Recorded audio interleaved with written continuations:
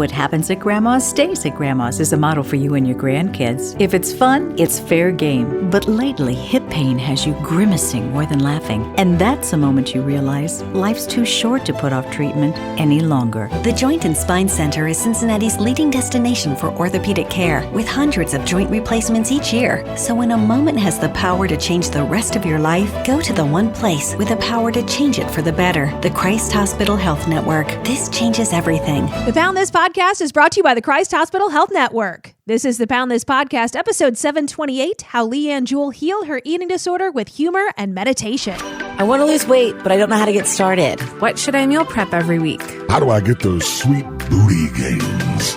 Inspiration for your healthy lifestyle. The Pound This podcast with Amanda Valentine.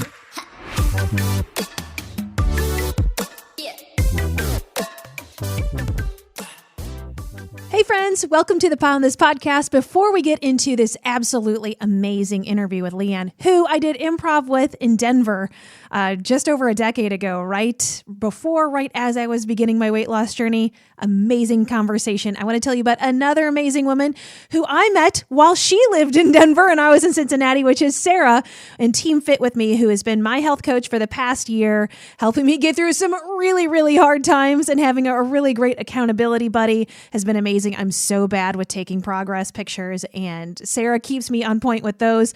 And if you have any sort of issues like PCOS, thyroid diseases, hormonal dysfunction, gut health conditions, Sarah can help you with work through those as well.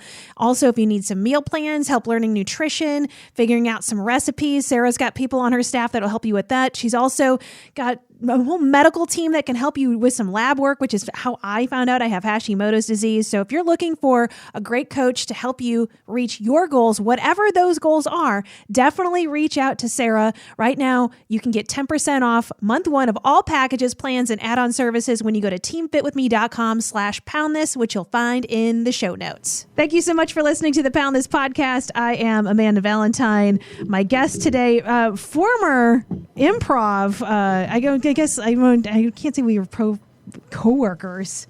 I don't know how we did improv together. I made that more complicated. Companions. Oh, yes. There we go. From like a decade ago, which is bonkers, is Leanne Jewell. It's very nice to catch up with you. Thanks, Amanda. I'm so excited to be here. I know, even though I do this a lot with my podcast, where I'm like, I'll start being like, well, we've already talked for an hour and a half before we even started recording, but we were having lots of technical difficulties, so hopefully we're cool. But you have such an amazing story and so many points that I want to talk about through everything that you do as a coach and a speaker, and I want to get into all of that, but I kind of want to start with how we know each other, because you met me at a time, and this is where we were just trying to figure out a little bit too of exactly the timeline of when we did improv together. We were in an improv troupe called the Slits, which was an all-girl troupe in Denver. And in Denver is whenever I started my weight loss journey, and at the beginning of 2012. So whenever we were doing improv together, it's right around that time. And I know that we did some stuff in that troupe together. I did photography. Did I ever do your headshot at the Bovine? You did not. Okay. So I was doing headshots because I was into photography at the time. And that's where I started getting into improv in Denver. I had done improv in Rochester, New York for multiple years before I moved to Denver. And then, man, talk about like the group of women with you and everybody else that was in that Denver improv scene, like the most talented, hilarious people I have ever come across. It was like, for me, like incredibly intimidating. Like, man, these are like professional level improvisers. And like, it was just amazing time to be a part of that and to witness that. And I love that you have taken that improv and did a TED Talk on, using improv and being like more present in your life. So I guess tell me, like, first off, how did you even get into improv? I don't know like a ton about your backstory other than when our paths crossed for, a minute a decade ago. Gosh, right? Yeah, those were definitely fun times, and we did have a great group of women we we performed with, didn't we? Yes. Yeah. So I always laugh and joke that I started doing improv at the age 6 when the Solid Gold Dancers. I don't know if that's I got the before joke. your time, but yeah. Early 80s, man. I would hike up my underwear in my butt crack and I would dance and imitate the Solid Gold Dancers in my living room. And, for me, I think kind of all started with that moment. And even though I probably wasn't very good, I thought I was tracking exactly where they were. I thought I was the bomb. I thought I was a Solid Gold dancer. I wasn't sure why I wasn't on the show. And then Carol Burnett is a huge influence of mine. So the Carol Burnett show was really popular when I was young and growing up. And of course, Saturday Night Live.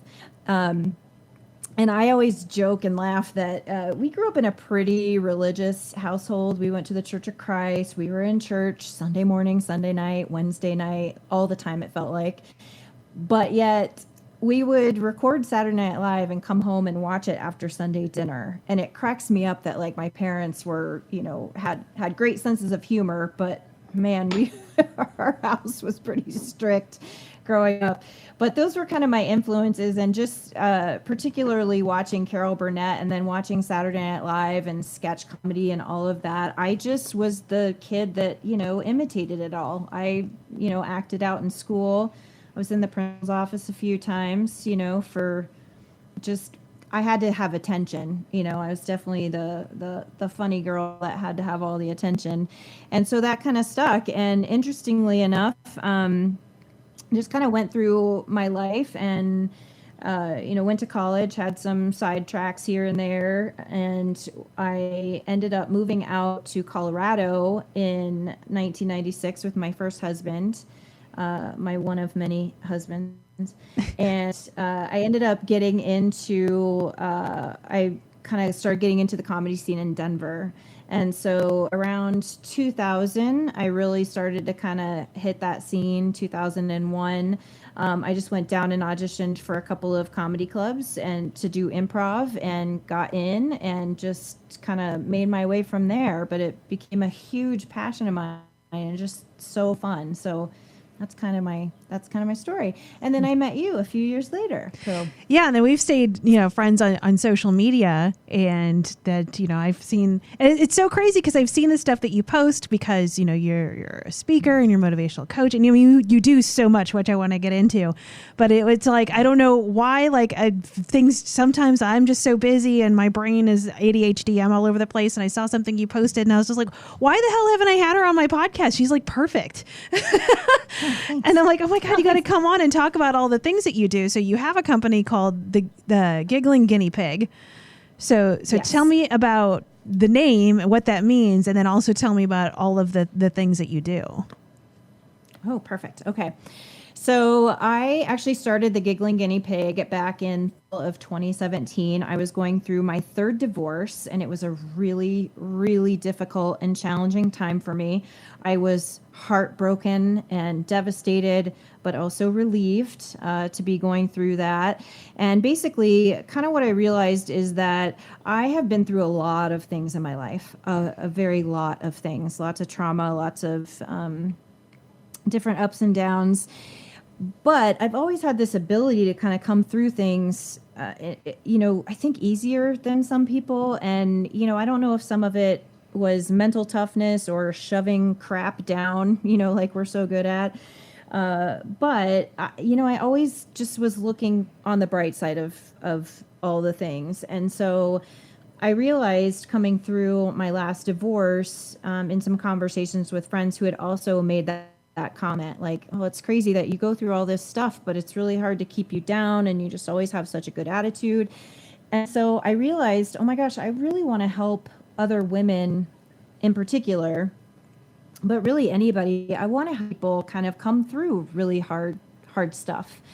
And I started doing some really deep dives into my spirituality, definitely a lot more work on healing past trauma. And I ended up getting certified in Reiki. I ended up getting certified in Yin Yoga. I am a certified mind, body, and spirit coach. I have a degree in natural health and holistic nutrition, and I'm constantly learning. And so I kind of realized that I wanted to get into coaching and motivational speaking, transformational speaking, different areas like that. And so the giggling guinea pig name kind of is a metaphor for me. I've been the guinea pig. I've been through a lot of things. I've been through a lot of health problems. I've had 8 different surgeries. I healed an eating disorder, body image issues. Obviously my 3 marriages and 3 divorces are stories in themselves. Different things that I've kind of been through. And so I do feel like I've been the guinea pig, but I also have a great sense of humor. And I really like to use humor in the healing process, not to cover things up, but to actually use humor to kind of step back and look at the things that we view as so heavy and so hard and so difficult, instead of kind of shifting our mindset and realizing that these are just things, and some of these we can get through. And that's not to say that there are some pretty intense and deep traumas out there, and I think we all have them, and so not to make light of those, but I also think there's a lot of things that we go through that we just give too much power to. And so my goal is to really kind of help people heal through humor and through really being in the moment. My TED Talk is called Improving Your Life, and it really is about, using the tool and the idea of really being focused and really being present in your life to kind of get through those harder things and realize the things that are heavy and the things that aren't, and to release things that don't serve us. Well, I think it's, as going through my own series of traumatic events and also using humor as a coping mechanism and, finding humor in things. Obviously, we met each other doing improv, but I loved what you said about, in your TED Talk of one, I think that improv, I think everybody should do it. And I've done this in like workplaces and stuff before, of just listening and yes-anding. And I think everybody is just better in any sort of relationship, work or friendship or family, by taking those tools. But I think it's also that I think that being present, I've spent a lot of my life dealing with those traumas by not being present. I don't want to deal with this. I'm going to take it. I'm going to bury it. And then it shows up in other ways, like my own eating disorder and other things that are problems, because I'm not being present. I'm not listening to myself. I'm burying those problems. I'm distracting myself. And I think that when I have become present and I'm, aware and I'm in this moment and I'm feeling through those things and working through those things is the best solution. So I think that's, an absolutely amazing way that you've presented that, of how do you be present? Just here's an example through fun conversations, through improv, but really these are solutions to some, major, things that happen in your life. Yeah, definitely. Definitely. I think it's helped me a ton, and it is interesting being a comedian, as you'll know, Amanda. A lot of comedians are dark, and people kind of pin the tail on comedians that we're funny and we're comedians because we have these deep, dark rooted traumas that we don't process and don't heal from. But at the same time, I don't think that is everybody. I think I feel like I've had a lot of trauma in life for sure, but I don't necessarily feel like I used my humor to band-aid that in any way. Sure, it definitely helped me get through it, but I also think I was able to kind of view things a little differently, but at the same time, I also was a great barrier. Oh man, I could shove anything down and, not deal. And I've spent the last few years kind of digging for those traumas, the things I didn't deal with, the things I didn't process. And, it definitely, having the humor helps for sure. Yeah. So how did you work on healing through body image issues in your eating disorder? Oh, okay. So that's a story, and it's a great story. It's interesting. My body image issues, some reason, it took me a while to kind of figure out. I'm still not quite sure I know why they started, if that makes sense. But around the age of 16, I was a junior in high school, I started starving myself. And I am not totally sure why. I wasn't an overweight child by any means. I was average. I was normal. I try to look at what influenced that. And, this was definitely, I don't think we had, this was the 80s, really early 90s. I grew up on a farm in in Ohio. So we didn't have all those magazine things necessarily. I don't feel like I had, all these images thrown at me that I felt like I had to live up to by any means. It was a way that I felt for some reason. And I think some of that stems from my perfectionist side. Sometimes I wonder if it's the fact that I really wanted to be an actor, and I am an actor, and that was a huge passion of mine, and going into acting may have kind of been a piece of that. But at the same time, to me, it kind of just started. I decided to stop eating, and I would go to school and I would drink Diet Coke all day long. I would work out like crazy. This is when we had DVDs. So, Jane Fonda, baby, and Richard Simmons dancing to the oldies. There's nothing better. I would watch Flash Dance, and then I would go dance really hard in my backyard like a crazy person. But that kind of stuck with me. And then, as I kind of went through my journey, we didn't grow up with the best diet. We were Midwesterners, so it's meat and potatoes and a lot of canned stuff. And, it didn't have a lot of healthy choices. But I went to college and kind of kept that mindset, and I would go back and forth. I would binge for a while, and then I would starve myself for a while, and kind of kept that pattern up. And then when I met my first husband, he was really great, and I kind of let that pattern go. But then I moved into more of an obsession with healthy eating and tried every fad diet. I went vegan for like 7 years. I was sick all the time. I tried food combining diets, you name it, but I was at least eating. I was just trying different things, and I got obsessed with feeling good. I got obsessed with my energy levels, and I got obsessed with being skinny. I just wanted to be skinny, and fit. And so I would work out all the time. And then, long story short, moved to Colorado. Lots of life things happened, but I always kind of kept that pattern. I would eat. I wouldn't necessarily starve myself, but I just viewed my body with like complete contempt all the time. It didn't make sense. I was thin. I was obsessed with working out. I was obsessed with eating healthy. When I moved here, I actually went back to school to get my natural health and holistic nutrition degree. And in my mind, I thought, I'm being healthy. I'm trying everything I can to be the healthiest version of myself. But what I didn't realize was that my obsession was completely unhealthy. Like, yes, I was eating well. Yes, I was working out, but I was doing everything to the extreme. And, I got out here and I tried Whole30, and I, again, went to other diets and things like that. And then finally, when I made my way through to my third husband, he actually was the person who pointed out to me that he thought I had body dysmorphic issues. And, I would starve myself. I would binge. I would, whatever. But in my brain, I kept thinking, I don't have an eating disorder. I don't purge. I don't, I don't make myself throw up. I'm not bulimic, whatever.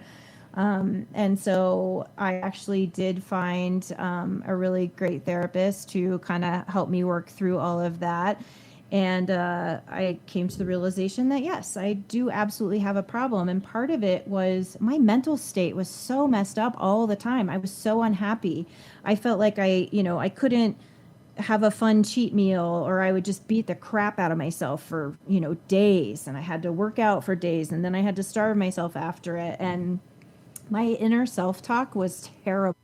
I was so mean to myself. But I was just miserable. I was living as this miserable human who thought she had to be perfect for some reason. And so that's when I really started to kind of make the connection with some reason, somehow I got in my mind that I had to be this perfect person. And that was a part of it. That was a huge part of it. And so once I got that diagnosis, she actually set me up with a great hypnotherapist. I had one session with him. We're still amazing friends to this day. And we kind of went through that in a session. And then long story short, I ended up getting very into meditation and mindfulness. And I ended up healing my eating disorder through meditation and being present in the moment, essentially. And it took time. It took me a lot, not as long as other people. I feel very fortunate that I know that, this is a really hard topic for a lot of people, but through the way that I treated it, I journaled, I did meditation. I really got in the moment, but I really started to focus on my internal talk, my self-care, my self-love, and really kind of started to journal my way through that and figure out, why I was like that, where did that come from? And now I view things totally differently. And what is amazing is that through that process, I was able to get to the point where, things still come up for me 100%. Don't ever think that they don't. I still have moments where I'm like, oh, but I recognize it. I stop. I reframe it. And that's a huge place to get to. But what is great now is that, I do allow myself to eat. I'm still super healthy. It's just a staple for me. I eat, really well, really clean. I exercise a lot, but I do it in a healthy way now. It's not like if I miss a workout, I don't beat myself up for 2 days. I'm very comfortable in my body. I'm very comfortable in my skin now. And, it's an incredible place to be. And, now I can eat things and I don't beat myself up. I really have reframed, looking in the mirror and what I tell myself. And it's amazing. It's amazing. It freed up so much mental space for me and so many places where I was unhappy, for reasons I didn't even know.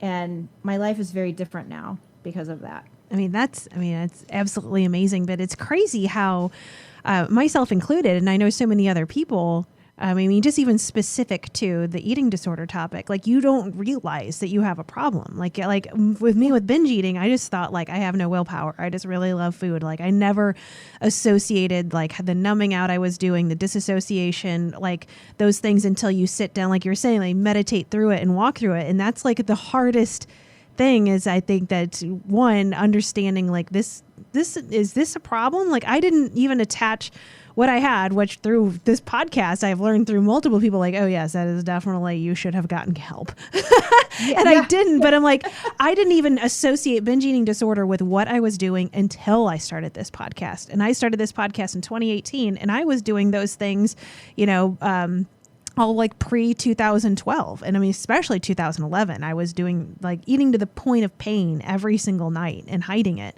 And I didn't, at that time, I just felt like, oh, well, you're a piece of shit. You can't get it together. And diet starts Monday. And I didn't associate like this is a problem. And it's crazy that you felt the same way. And we all, it's just, I'm sure that's that way with many things, but specifically to, disordered eating, it's crazy how it's like you can do these things and you don't understand that about yourself. And then once you can come to that realization, how it is like the work is just this internal work and how you were able to do that, with, you had therapy and everything else, but like really it's you sitting down making like, well, why am I doing this and working through this? And like, it's just such an incredibly hard thing to do. And it's not, fixed overnight when we're in such a or immediate gratification sort of society that I think that's awesome that you were able to do that. And then two, that you have now, made it your mission to how do I help other people recognize this and walk through that. And I think that's, when people have gone through these hardships or these events in your life that you've struggled with where how that feels and how it feels on the other side where you're like, oh my God, well, how can I pull other people out of this pain? At least that's how I feel about it. Yeah, definitely. It, I think it's incredible too, to, kind of sit down and it's interesting that it manifests in different ways for each of us, and for me too, it became about, I was trying to figure out where did this come from? that was the bigger thing for me. It was like, I didn't have that background that I would have thought, you know, and I couldn't pinpoint, you know, one specific thing. And then I thought, well, maybe it's this, maybe it's that. I don't know. I wasn't feeling like a connection or an emotion to any one of the reasons that I would kind of bring up for myself. And then I kind of got to that point too, where I thought, well, that doesn't matter now, you know, because I can heal this moving forward. Now that I'm aware, you know, the why wasn't as important as the what's next. So how do you get through those moments? I know that this is a question a lot of people have of like, you recognize that need to work through it. So then how do you catch yourself in those moments? It's so easy to just kind of go back into your old patterns and knowing what feels good and what feels safe. And, how do you continuously show up for yourself to heal through those things when that's like the exact thing you are fighting yourself on? Oh yeah, definitely. It's interesting. I love food, by the way. And it is interesting to me that I went the opposite in the starving myself because I love food so much. And I even remember going out with friends and people, and I would sit there and have water, and, they were eating all this great food. And I was like, oh, I can't have pizza. I can't have that. I can't, whatever. And, it's miserable. And so the reason I'm saying that is because when things come up for me that I need to kind of stop and, check back in if I feel like I'm, starting to slip or whatever. And for me, it's mostly my self-talk. It's less about what I'm doing and my behaviors, because my behaviors are pretty healthy. I literally go right into meditation. I do breathing exercises. I meditate. I kind of focus on like why I'm feeling like if I'm feeling like I want to binge something, or if I'm feeling like down on myself, or, those negative self-talks come in where I feel like, oh, I'm gaining weight, or I don't look right, or, whatever that is. Even on days where I don't feel like I want to work out, or, if I want to order something unhealthy because I'm short on time, I really do turn to the meditation. I turn to the breathing. I turn to the meditation. And one of the things that I always bring up is how I felt in those moments where I was being so mean to myself. And it changes me right around because I'm so much happier now. And realizing too that like there's give and take, I'm not a perfect person. And that was a huge part of it for me, is sitting down and going, you don't have to be perfect. You don't have to be perfect every day. So, if you want that piece of pie, eat the piece of pie, and then get on with your life. So yeah, I don't know if that answers it, but and a lot of times too, I'll go for a walk. I'll go for a freaking walk in nature just to change my mind, my mindset, or where I am, or get the focus off. But to me, it's, it's mostly for me is the self-talk. And I do the cheesy things where I look at myself in the mirror and like, listen, you badass bitch, you got this, you are going to show up for yourself today, whether you like it or not. But realizing too, that doesn't control me anymore. My bigger problem was how I would feel if I would let myself eat something, or how I would let myself feel if I missed a workout and didn't starve myself that day. So, I don't do that anymore, but it's the self-talk that comes up for me around that sometimes.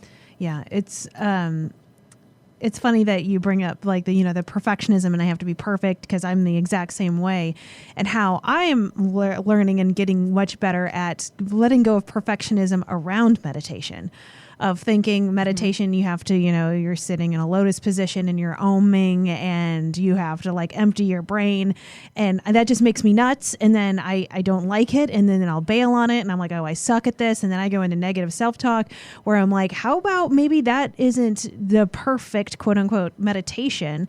Meditation is going for a walk for me. It is like taking a long shower. It is like listening to a certain kind of playlist that just kind of lets my brain like woo-saw a little bit and be like, that's my version of meditation because that works for me. And is that the quote unquote perfect picture, of what you think meditation should be? Like, no, but it's the perfect version for me, and let go of what your idea of what you think it's supposed to be is if that doesn't work.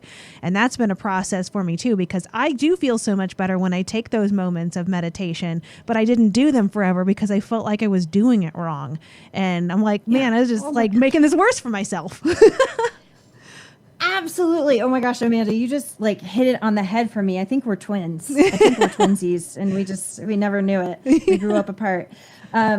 It's funny because I actually just put out a little guide about, meditation, and I talk about all of that because I kind of was the same way. I've kind of, I joke that every time I've gone through something really hard in my life, I've kind of leveled up spiritually, but now I'm like super on this, bigger level that works for me. But I used to dabble in meditation and I would give up because of the same thing. It's like, oh, I have to be perfect. I don't know how to do it. I can't. Mine won't shut up. Just frustrated and whatever. And when I was going through all this back in 2017, I read Gabby Bernstein's book, The Universe Has Your Back. And that completely changed the meditation thing for me. She has some really great ways to start out with meditation slowly, but she talks a lot about that and the perfectionism in it. And so I started meditation doing guided meditations. And then through those guided meditations, I was actually able to learn to kind of quiet my own mind. And then I started really getting into Dr. Joe Dispenza and his meditation work. And it's incredible. And it's so you can go to these amazing places. And so I just got better and better at it. But at the same time, I'm the same way. It's like, okay, if I have a shorter day and I have 15 minutes, but man, my brain is just going and going and going, I'll sit back down with a guided meditation, or I'll sit back down with some binaural beats music, or I'll just breathe. If I can just take 15 minutes, or I'll focus on something fun, or whatever it takes. But it's the same thing. It's like, oh my gosh, yes, meditation doesn't have to be this, people are so scared of it, but it ebbs and flows and it morphs, and you get better at it, and you try things and you experiment, and it comes down to, really what works for you. But really just calming that brain cycle is the gist. And there's so many great ways to do that. And I always say that meditation saved my life, and not in the sense that I was suicidal by any means. It saved my life in terms of who I wanted to be in the world and how am I showing up for myself. And it changed everything. And so one of the main things that I quote unquote preach to, clients, and when I'm talking to people, meditation has got to be like a part of your life. It's so profound, and it's so amazing, and it's so healing. And it doesn't take that much to do it, but it's incredible. And I agree. And I really hate, it feels like things are getting better on this front, but how it has a stigma of being like, oh, you're crunchy granola. That's so woo-woo-y. And it's like, but I mean, I guess, but when it's so incredibly helpful and it's free and you can do it anywhere and it helps, and it's helped a ton of people, like, why is this have this label on it? Like, woo-woo, you hug a tree. Like, what? Like, why are you shaming this thing that, like, I mean, my physician, my primary care physician, has prescribed meditation to me. So it's like, I don't understand why we're still in this world where that's getting dumped on. Yeah, for sure.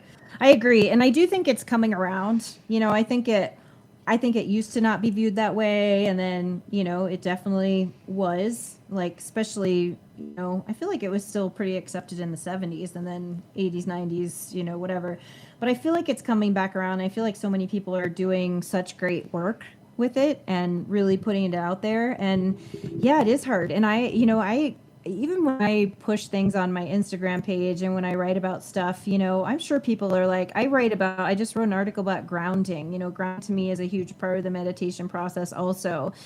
Sticking your feet in the grass, getting in nature, being around water, taking a bath with Epsom salt, whatever that looks like.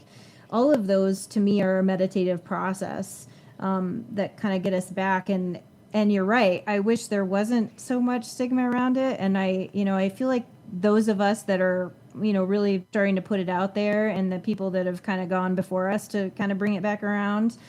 I think it's such great work, and I do think it's going to be, less stigmatized. My son is 16, just turned 16, but he started meditating when he was 14, and it serves him so well. And I'm so impressed by him because he's like the cool jock, really smart kid. He's in advanced classes. He's, super athletic, popular, nice, kind, and he meditates, and it helps him, and it helps him with baseball, and it helps him with school. And, he gets stressed out, especially during the pandemic, and, him having that tool during the pandemic was huge. Yeah. And to me, looking at this going, I do wish they would teach this in schools. But seeing someone like him do that is, I think we're coming around. Yeah, for that's sure. awesome. I think that I would like to improve on, because I understand how, like, just the great benefits in life in general, especially coming to meditation, but also knowing this as a personal trainer of breathing. And I am really bad with the breathing stuff. Like, I think it's just because it bores me. It's not exciting enough for me, but I will say I am proud of myself, because this specifically happened this week. Because I'm totally on my period, and like emotions are raging, and I had a moment where I couldn't find my keys in my bag. And I just could feel the rage building in me. I'm shuffling and I'm getting pissed, and I'm trying to find them, and I'm like, ugh. And I'm like, stop. And I'm going to do some breathing. I'm going to just take 5 big deep breaths and through my mouth. Just do 5 of them. I did it. And I seriously put my hand right back in and pulled out my keys. And I'm like, oh, see, it works, where it's like, that literally took less than 30 seconds. And I fight myself so much where I'll be like, you need to breathe. You need to calm down. Like, shut up. You know what I mean? And I'll push it away. Like, no, I want to be mad. No, just stop, center. We're right here, right now, being present, taking those breaths. The keys are right there. And it's just oh my God, it works.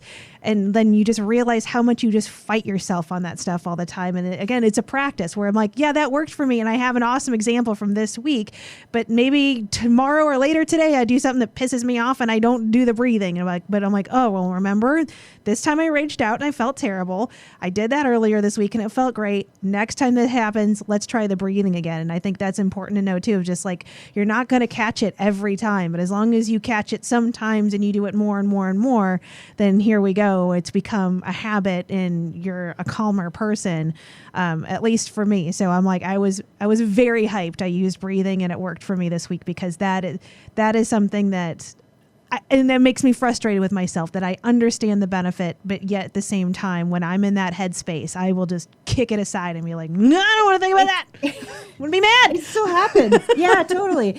Well, and it's one of those funny things too, where I always, I laugh because, I see people around me who, whether it's my son or my family members who get super frustrated about things, that now I can look at them and go, things roll off my back so much easier. But at the same time, there are moments where you're upset or you have a bad moment. I had a bad moment driving my son to school the other day because this woman basically tried to go through a light, when it was almost red, and ended up blocking the whole entire intersection, and nobody could get through, and it's irritating. And I was like, oh, this is so irritating. And my level of frustration is really, it was exactly what I just gave you. Oh, this is frustrating, and then, and Braden's like, oh my gosh, this is, and he's getting ready to get his license. So, we're commenting on it and whatever. And when I picked him up from school that day, I said, I just want to apologize for how I acted in the car this morning. That was not the love and light that I wanted to put out in the universe towards that woman. And he was like, are you kidding? She deserved it. But it makes me laugh because to him too, I wasn't even that frustrated. To me, I was frustrated. But to him, he was like, you call that frustrated? Whatever. But also that thing where, I think you feel like when you start meditating and, you're following a spiritual practice and whatever, that, you're not ever supposed to get mad anymore, and that's another one of those perfectionist things that comes up for me all the time. And no, I'm allowed to have emotions. I'm still allowed to have emotions, but I will say meditation helps me handle them a lot better. I can sit down and breathe into them and, feel them and let them pass. That's another thing that I kind of preach a lot in my coaching is, not shoving stuff down and letting the emotion come and feeling it so we can get rid of it. Yeah. And but realizing too, like, oh, I'm not a perfect person. I'm still going to get angry and have road rage.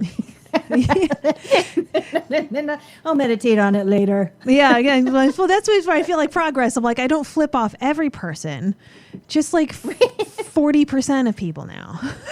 Yeah, exactly. And you know what? That person deserved it. Yeah. Take that. Yeah. But like, that's something that I've been working through my own therapy and my own meditation, is to just feel my feelings. Because I do like to disassociate, whether it's like, I'm going to eat, I'm going to shove this away, I'm going to start scrolling, I'm going to do whatever to, like, I don't like this feeling. I distract myself. And so then even if I do that in the moment, I had another moment like this week. Again, because I was on my period and it was being crazy. And so I'm like, oh man, I kind of just took this out on somebody else. And so like, it was just like last night. I'm like, I'm going to sit here and think on this. I'm like, I feel bad that I kind of like snapped at somebody or just kind of dumped some emotion on them. I'm like, where is that really coming from? Like, what is that within me? And sitting in it and being like, ooh, I don't like this about myself. Like, I don't like that I have these reactions. I don't mean to, dump stuff out on people. And I even like told him, like, sorry, I don't mean to bleed on you. Like, I'm like, I didn't mean to be like, I feel hurt, so I'm going to like put it onto you. And so I'm like, I need to sit here in those feelings of where is that coming from? What is that really? And it really came from a point of like, that's me feeling like insecure about myself. I felt like insecure, abandonment issues, stuff like that, of like, not to get super therapy-y about it, but I'm like, but that's where that came from. And I'm like, I don't like that I dumped that on somebody else. So I'm like, I'm recognizing about myself because I went and sat through those ugly feelings about myself. And that's what how I also worked through my binge eating of, I'd get on the other side of a binge and be like, I feel awful mentally and physically. And then be like, well, instead of just, because I disassociated from those feelings in that moment. And so when I'm in that moment, it sucks and it hurts to be like, why am I feeling this way? Where is this coming from? And really feeling it through. But that's the way to work through it and find the way out. And I think that, especially we all distract in so many different ways, especially with, the internet and everything else, where we can be like, I don't like feeling this, let's go scroll. And to sit through it is, I think, a meditative practice and to work on yourself. And it sucks, but then it sucks in the moment, but then it makes everything so much better, where you can have a moment where you're like, oh, I'm sorry, I raged out. And everybody's like, what? That was nothing. That was like a little baby kitten. Like that, that scared no one. We're like, oh, well, that's because I sat in these feelings and dealt with this so long, where if you would have met me a decade ago, I was, throwing a remote up against the wall. And that would have impacted you much differently 10 years ago. I just think that it's so important that it's like, I don't know. And I think we all just want to like read a Gabby Bernstein book or something, be like, oh, we're going to be fixed on the other side of reading the thing. And then it's like, no, we actually have to put that work into place and deal with those ugly parts to get to, I think if you want to be the best version of yourself, what does that person look like? And how do you resolve these issues that you're in to get there? Oh yeah, 100%. And what's interesting, what you just said, so when I work with people one-on-one in coaching, I always tell them, like, this is going to be a hard journey. Like, you have got to be willing to do the work. I'm not going to do it for you. I'm not going to baby you. I'm not going to sugarcoat it. I'll be nice. I'll be funny. We'll make some jokes. And it'll be fun. But there's real work in healing, and truly showing up for yourself in the world. And if you want to have the best life possible and have the best experiences, and I mean, quite honestly, the most fun, you've got to do that deep work. And the crazy thing is, sometimes I'll do some trauma work where I'll spend a day into a night, like really digging into some trauma and meditating on it and journaling and whatever. And it will wear me out for a few days. I'll be exhausted. But once that's cleared, there's so much awesome stuff on the other side of that.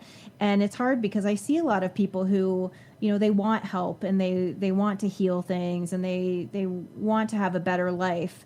But when it comes down to doing the real work, they'd rather binge watch Netflix. They'd rather, smoke weed or get drunk or, whatever that looks like.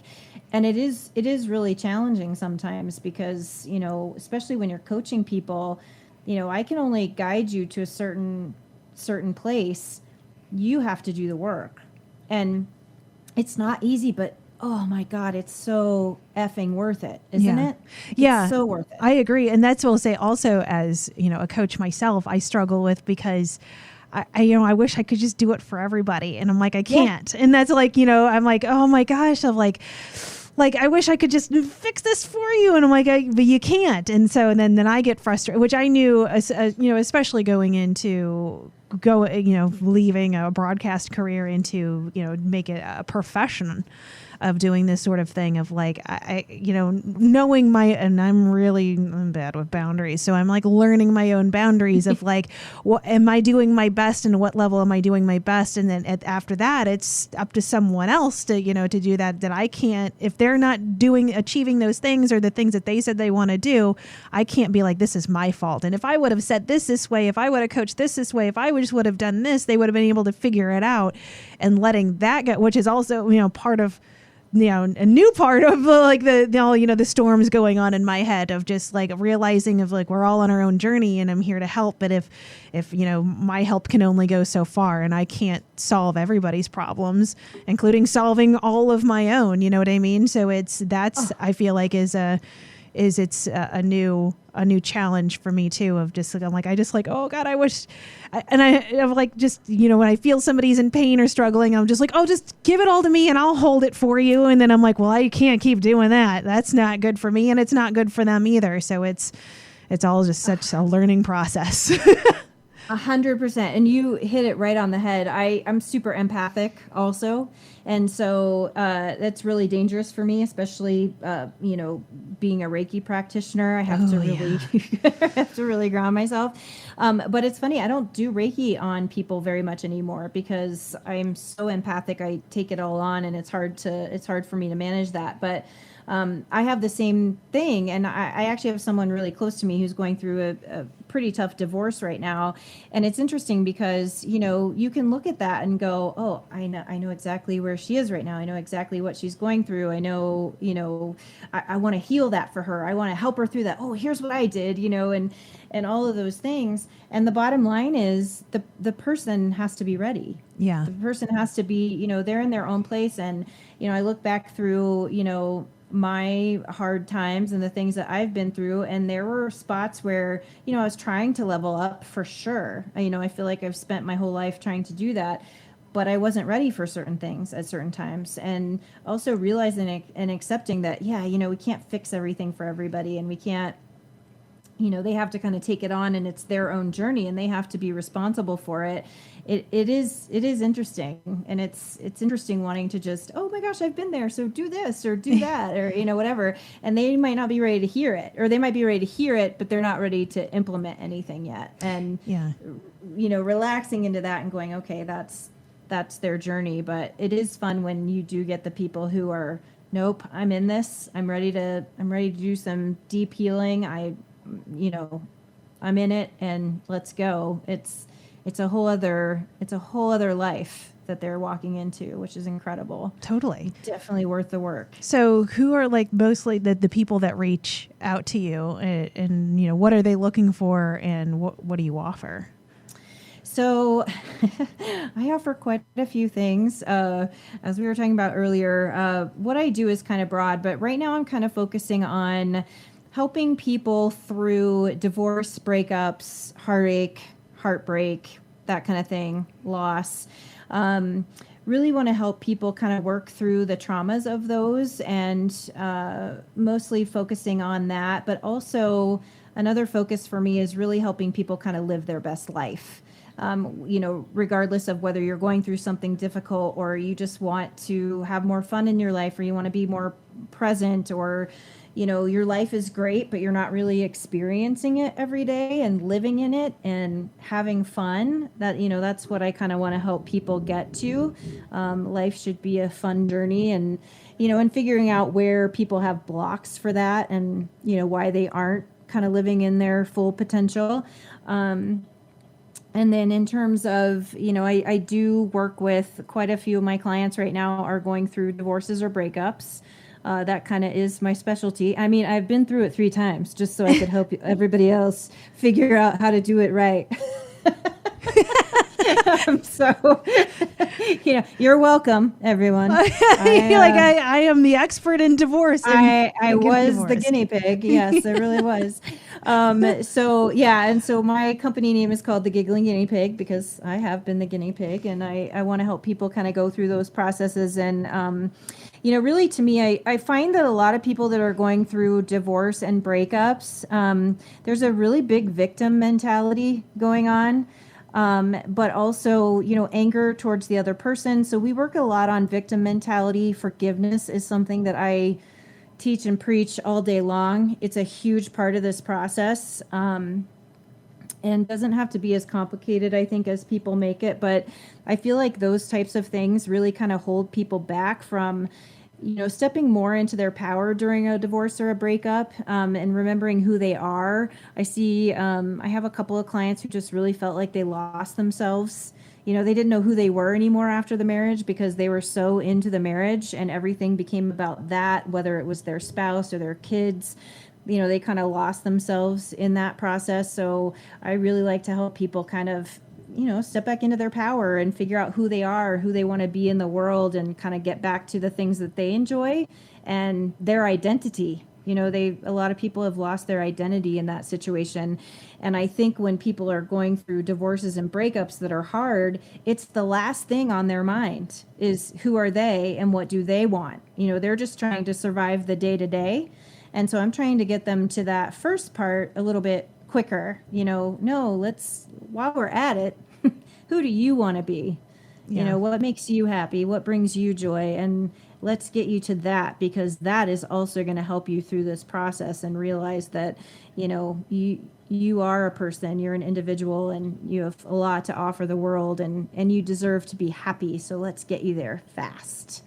Well, and that just seems also incredible on top of all of that, but a level of having an outsider perspective instead of one, trying to figure out something that is so difficult on your own, but then 2, to kind of get away from your own circles of people that know the whole situation, have their opinions, and have been there for of just to kind of have somebody that's can you see this from a completely different perspective and help me work through this without taking on everybody else's garbage associated with this traumatic event.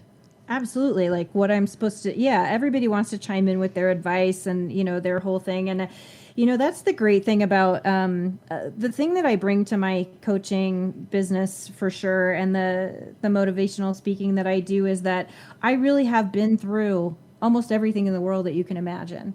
I shouldn't say that. That's pretty broad, but I've been through a lot of things. And, having been through that stuff, I've been the victim too, and I am that person that I do believe that people can change. I strongly do, because I have a lot, and I'm really proud of who I am. But, I wouldn't have said that, a few years ago. And it wasn't that, I had things I was proud of, and it wasn't that I wasn't proud of myself, but I could never view it that way. I could never view myself in that light. And so getting to kind of that self-love and that confidence and, kind of turning that around. But, I've had those patterns. And so not only do I see those in other people and I pick them up right away, but I do have easier shifts for that stuff. And to be quite honest, I've come a really long way in the last 4 years, but I was very determined and decided that I was going to do the hard work. And that's, the way that I went about it. And it became such a fun process for me. And that's the thing. I think that's the key word right there. Healing can be fun. Yeah. Diving deep into trauma, granted, I say that very carefully. I know that there are really intense levels of trauma, but there are also some traumas that we could heal very easily that we just choose not to. And And so, this whole process can be fun, and really getting to know yourself and who you want to be in the world should be a fun process. And that's what I want to help people make it, not something that they dread, not something that they're scared of, but something that they look forward to because they know it's going to catapult them into this whole new life for themselves. That's what I'm passionate about.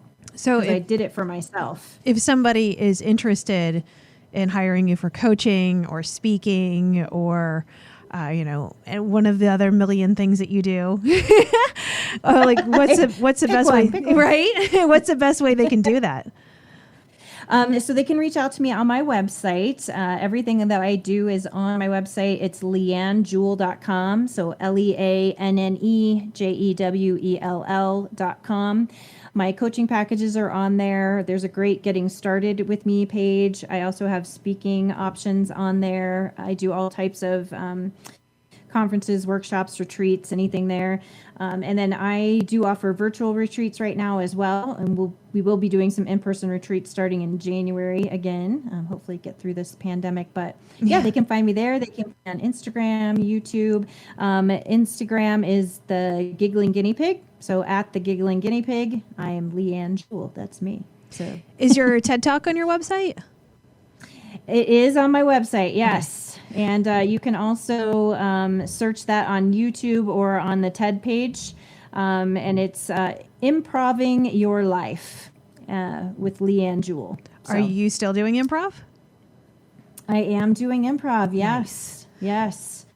It's been a little interesting with the pandemic, but I'm also actually working on a holiday show right now for the holidays called Who's Holiday.